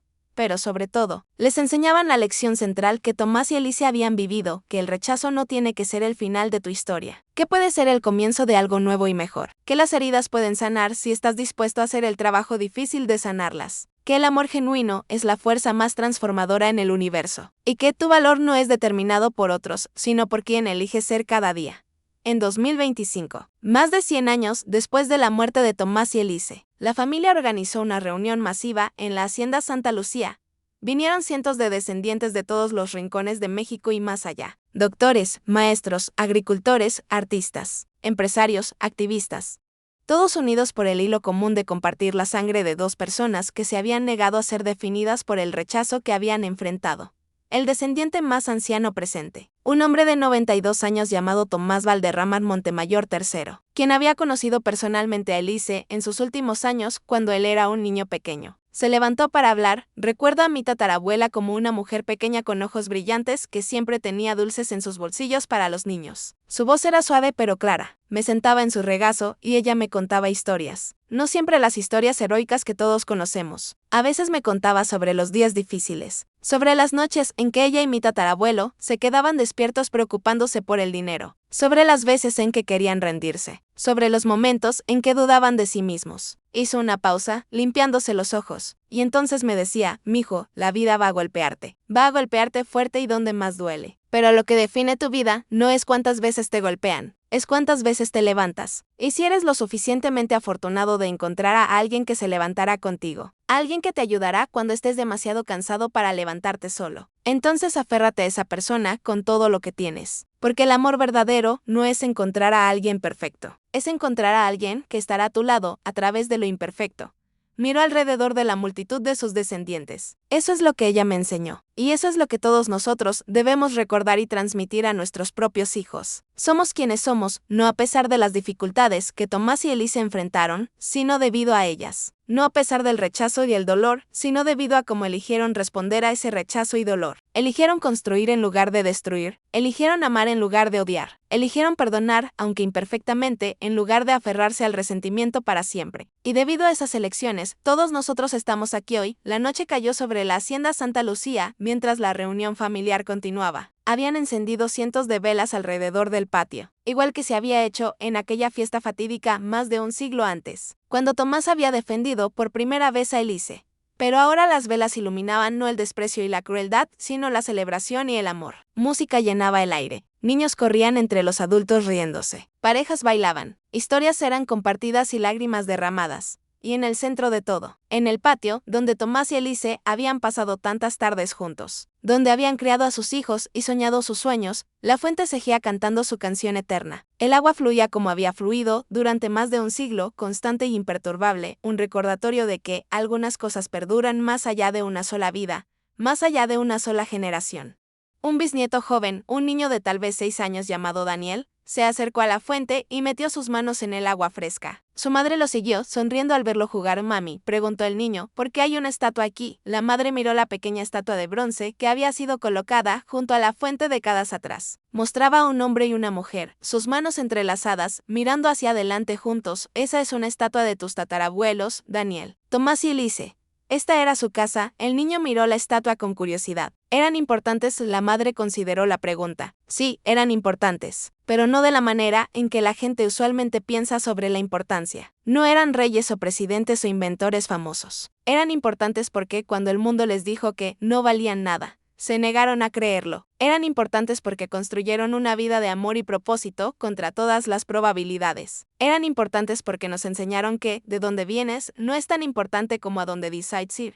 El niño sintió con la seriedad que solo los niños pequeños pueden lograr. «Me gustaron». La madre rió. «A mí también, mi amor. A mí también», mientras la noche profundizaba y las estrellas emergían sobre la hacienda Santa Lucía, brillando con la misma luz que habían brillado cuando Tomás y Elise caminaban bajo ellas hace un siglo. La familia continuó su celebración. Celebraban no solo a dos individuos que habían vivido y muerto hace mucho tiempo, sino una idea. La idea de que el destino no está escrito en piedra. La idea de que la redención es siempre posible. La idea de que el amor genuino y el trabajo duro pueden transformar incluso las circunstancias más desesperadas en algo hermoso. Y en algún lugar, en algún plano de existencia más allá de nuestra comprensión. Quizás Tomás y Elise miraban hacia abajo a esta multitud de descendientes y sonreían. Sonreían al ver que, la vida que habían construido juntos, los valores que habían vivido, el amor que habían compartido, seguía floreciendo generaciones después de que sus propios corazones habían dejado de latir. Porque al final, ese es el verdadero significado de la inmortalidad. No vivir para siempre en el mismo cuerpo, sino vivir para siempre a través del impacto que dejas en otros, a través de las lecciones que enseñas, a través del amor que das, a través de los valores que transmites, a través de las vidas que tocas y transformas.